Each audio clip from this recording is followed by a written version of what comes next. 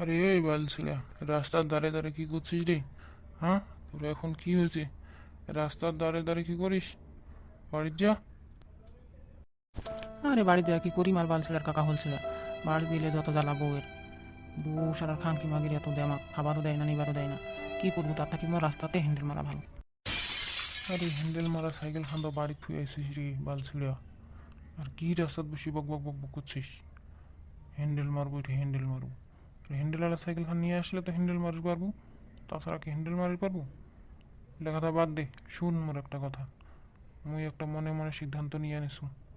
এই উমুকের বাড়ির যে তমুকের একটা বেটি আছে না, মোর থাকি লম্বা, মোর থাকি মোটা, পাছা ভারী, পাছা মোটা, সামনেটা ভারী, মনে করছো ওকে বিয়া করিম।